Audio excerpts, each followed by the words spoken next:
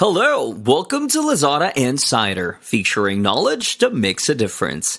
We share trusted insights, forward-looking perspectives, and exclusive expert interviews to keep you ahead of the curve. Hello, everyone. Welcome to Lazada Insider, and I'm your host, Katrina from Lazada. Today, we'll be talking about one of Southeast Asia's most pressing environmental issue, which is plastic waste, and how making sustainable packaging solutions more easily accessible can be one of the solutions to help this region turn the tide. Very happy to welcome the Green Queen, Sonalie Figueiras, to Lazada Insider. Sonalie is a serial entrepreneur, and she's the founder and editor-in-chief of Green Queen Media. And also, she's the founder and CEO of SourceGreen.co. So first of all, Sonalie, thank you for joining us today. Hi, it's so great to be here. Thank you for having me. Excellent. You certainly have a very impressive entrepreneurship background in the sustainability field. And to be honest, I think my introduction really couldn't do justice to all the great work you've done. So please tell us a bit more about you. And I'm very curious to know what actually inspired you to be in the industry of sustainable packaging. Sure. Well, I have been in the supply chain industry for a long time. And I've always with an eye to making information, products, and solutions more accessible to businesses and people and consumers so that we could basically decarbonize our world and fight what I consider to be the greatest crisis of our time, which is the climate emergency. So everything I do is related to really fighting climate change. And what happened with the packaging is, so in my other business, Ekowarehouse, which is an organic sourcing platform, we had actually had sustainable packaging on there many, many years ago when we first launched. And we felt that packaging was going to be an area that was going to be disrupted and that plastic was going to need to be removed from supply chains. So we had actually featured compostable and degradable, naturally degradable packaging a long time ago, but we were too early. The market just wasn't there. The demand wasn't there. There were a few people that wanted to talk to those suppliers, but really that business ended up really focused on organic food and ingredients. A couple of years ago, I decided that I wanted to transition from a matching platform model to more of an e-commerce situation. So allowing businesses to really source online. I was looking to kind of transition Ekowarehouse to that model. And throughout that time, it became really obvious that food had a ton of solutions and a ton of interest and a ton of money, but packaging did not. And basically, there was this huge other crisis. The UN calls the plastic waste crisis on par with the climate crisis. That's how serious they find it to be. And yet we felt that there just weren't enough businesses and solutions that were focused on helping businesses de-plastic, quit plastic. And so my co-founder and I decided, you know what, instead of doing all lines, let's go deep on packaging. And so a year ago, we raised a little bit of a pre-seed and then we launched, and it's just been a ride ever since.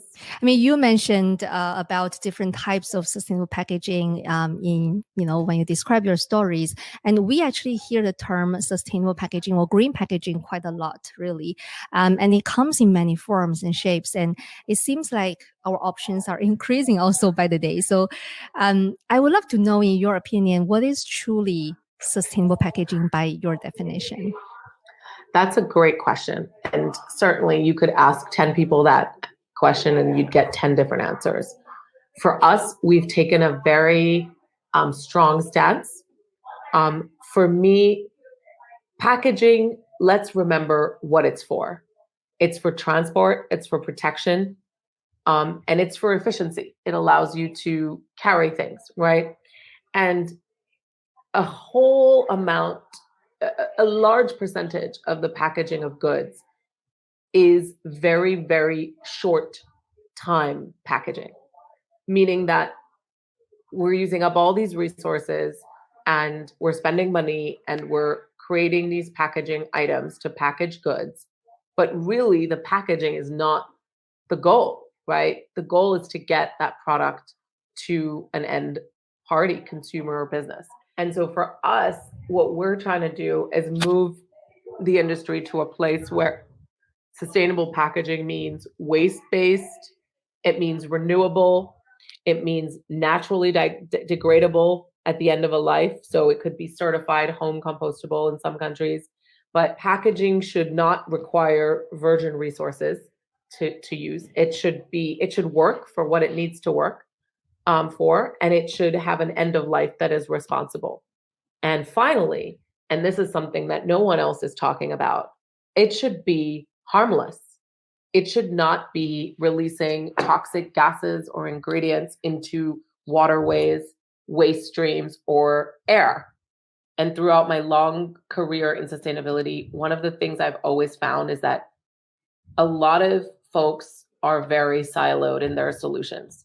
It's like they're solving for environment, or they're solving for ethics, or they're solving for health. And I'm not sure that these solutions can work at scale without bringing up new issues if we're not looking at all the things. I love how you really view this issue from a holistic perspective. And I think you also mentioned that, there have been quite some involvement when it comes to the readiness of consumers and sellers and brands. So maybe you can help shed some light. If you look at Southeast Asia specifically, have you observed any changes in terms of the attitudes, the behaviors of both the consumers and also the brands and sellers when it comes to the use of sustainable packaging materials? Absolutely. I think that is such an important topic to talk about because Southeast Asia plays a very important role on the global stage when we talk about plastic pollution and plastic waste, right? The reality is that because of the market forces for globalization and because of post-colonialism and neoliberal capitalism, the richer countries, often in the global north, have ended up with stronger regulation and much more resources to be able to have standards for waste infrastructure. Whereas in Asia and Africa and Latin America, those standards and regulations they're either lacking or they're poor or they're poorly enforced because of the stage of development that that country's economy is in, right? But a lot of times, a lot of the waste, when examined, is from corporations that are owned in the global north and in the West.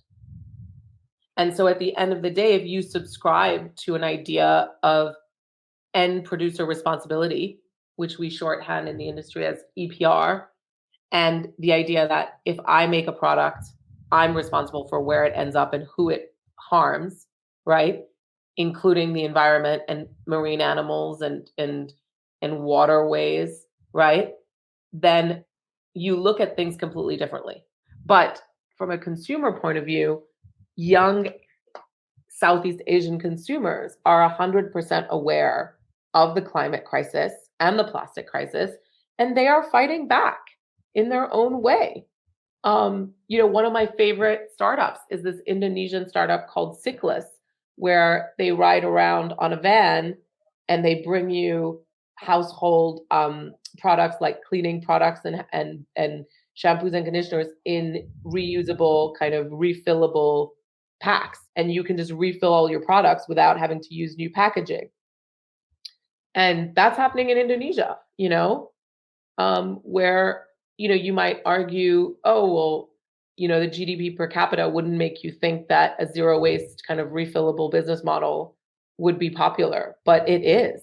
I think for me, Gen Z is such an interesting study because unlike previous generations, Gen Z is very uniform in its values, no matter which country you're in the sense of, wanting lives to have meaning, careers with purpose, calling out lies and greenwashing, being extremely affected and motivated by the climate crisis. We often see they participate greatly in the sharing economy. They like to own less than previous generations. They tend to have an attitude towards eating that is more flexitarian, more kind of, hey, how can I, eat better for the planet? So that's what I see. Thank you for highlighting, the higher awareness among especially the Gen Z consumers, and they came up with innovations and solutions to try to solve the problem. And I guess SourceGreen.co, the platform that you launched in 2021, is also one of the ways, probably in bigger scale, definitely, to solve this problem. And as of today, it is one of the leading sustainable packaging marketplace. So maybe you can tell us more about it, and what are your main objectives for starting the company? Sure.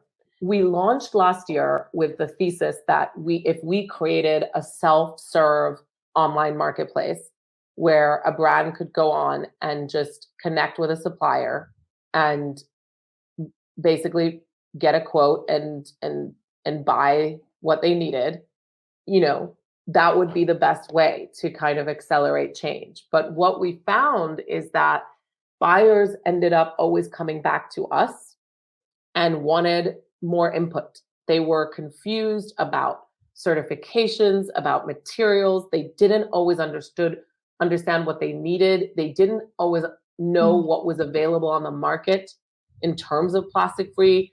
There is very little global regulation in packaging. And we also felt as we kept going that there was just rampant greenwashing, just all the time. And then the other thing we really felt was people really didn't understand the health cost. One of my pet peeves, as Green Queen and as working in this industry and in many different areas of the industry for so long, is we don't do the right math. We don't have the right data, and we're not looking at the right information. So we're making decisions that are limited in scope because we're essentially driving blind a lot of the time. And so we decided to create the world's first packaging impact calculator. And our whole thesis is that we go way beyond carbon emissions. Because right now it's really popular to start doing carbon labeling, and there's so many players in this space now that are creating, some version of a carbon calculator. And that's great. Carbon is a hugely important metric. But in packaging, it really doesn't tell the whole story. It does not tell the story of the pollution that the packaging causes, the waste that the packaging causes, the links to infertility or other health issues, the microplastic residue, and we really wanted to help people visualize that if they choose plastic or recycled plastic, that in 90% of cases or in 85% of cases, that plastic will end up non-recycled.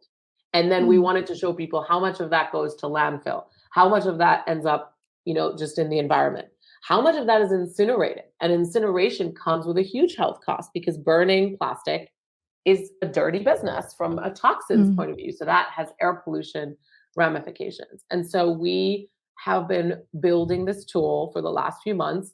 It's very early, right? But if I'm honest with you, this is what I want to do with the rest of my life, is do better math for the climate.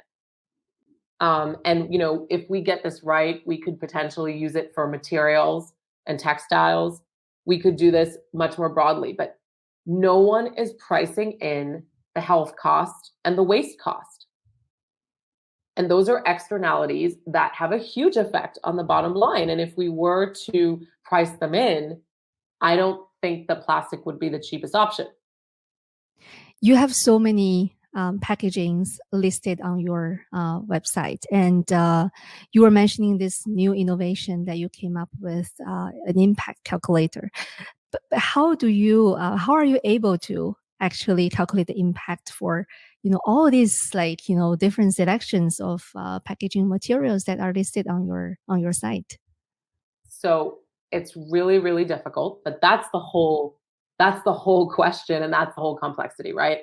Once we get that right, then we really can fly. And it's all about kind of doing a ton of research and really understanding where the data is, what studies have been done, how to create the correlation. I mean, it's an art more than a science, right? I mean, all algorithms and data extrapolation to some extent is an art. It has bias in it, and it has an agenda behind it. In our case, we really want to show the transparency. So we're not able to. What we do is we limit it by packaging item. So, for example, a garment bag or a pouch. So we've picked the most popular plastic packaging items that we can find, and we've focused on those. And then the idea is, as we grow and get more resources, we can then do every packaging. I really admire your passion and your approach when it comes to this. My next question is my personal favorite, and I'm just wondering, for you as a sustainability expert, what has been your favorite innovation in sustainable packaging in 2022? That's a tough question, but I think what I find the most exciting are companies that are using waste and creating 100% bio-based solutions that are,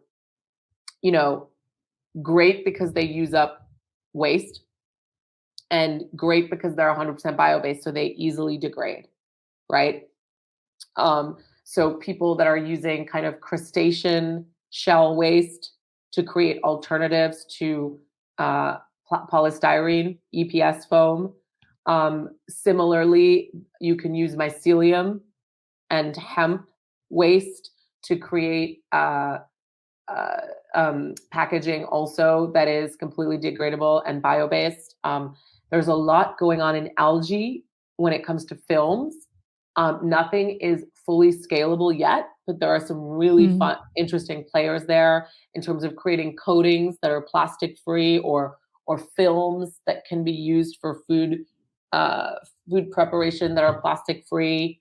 I think there's also design. So there's companies that are creating new types of coffee cups that don't require lids, for example, like the Good Cup is this new cup that's doing that. So I think what's really interesting is that you can innovate and you can create solutions from different angles. Thanks for sharing that. And when it comes to actually the adoption of sustainable packaging, and through our understanding with our sellers as well, there are certain challenges they're facing. And the top two challenges are, A, they're concerned about leakage or damage during the shipment, and B, they believe that sustainable packaging are more expensive. So how would you actually address those challenges if you were to encourage or to convince the online sellers to use alternative solutions here? That's a really good question. I think one of part two we've sort of covered, which is essentially that, yes, I won't lie and I won't pretend that sustainable packaging is not more expensive. That's reality for various reasons. Obviously, the biggest reason is that I don't think that single-use plastic packaging is priced appropriately. It is certainly not priced with environmental costs and health costs in mind. So it will take buy-in from management to some extent to make changes. But I think that as companies are motivated more and more to be more transparent about their ESG goals and their net zero goals and plans, decarbonizing your packaging is part of that, right? So I think you can either choose to kind of start looking at this now and be a pioneer and be a brand that your customers respect and think, wow, even before they absolutely had to, they were looking at this and thinking about this. Or you can just wait for regulation, which is coming and is already happening all over the world. There are single-use plastic bans in India, in China, in Europe, in many US states. There are EPR laws happening already in certain states and in the EU and in the UK, and to some extent happening in Australia. So more of this is coming, right? Regulation is coming. And you'll have to change anyway. And by then, it will probably be more complicated. So the earlier you can start looking at that for your business, the better. Who are the customers of your future? Likely to be Gen Z, and they are likely to reject your brand if it has plastic packaging. So this could be a business decision in many ways. Certainly, if you wanted to be really cynical, it's a marketing decision. Do you think that in the future, with the scale of sustainable packaging, the cost could potentially be reduced? Absolutely. I definitely think that. A lot of the solutions are very new and very, early stage, and there's no doubt, and they've already come down so much, and they will continue to come down. So there's a lot to be, hope for in terms of cost reduction at scale, as you say. But also, I do believe that regulation will make, incumbent packaging solutions more expensive. And last but definitely not the least, you share about the impact calculator that sourcegreen.co is going to launch. Are there any other new product features that we should look forward to? Absolutely. So from now, what we've done is we've moved from being a self-serve marketplace to being a sourcing platform. So we just have a catalog of products, and you can just come to us and let us know what you need, put out your inquiry, and we'll work with you directly on the orders. So you don't have that extra layer. So we really can help you in terms of the full experience rather than coming to us, finding a supplier, and going to someone else. We realized that a lot of people just really, really wanted us to have that hand in terms of being involved and helping and really helping them compare options, and also helping to, play around with price and supply. I really appreciate your great sharing, Sonalie, and it's really lovely speaking with you. And thank you so much for joining Lazada Insider. Thank you so much for having me. This is Lazada Insider. We hope you enjoyed this episode. Make sure you click follow and subscribe so you don't miss our latest insights and expert interviews. Thanks again for joining us. Until next time, take care.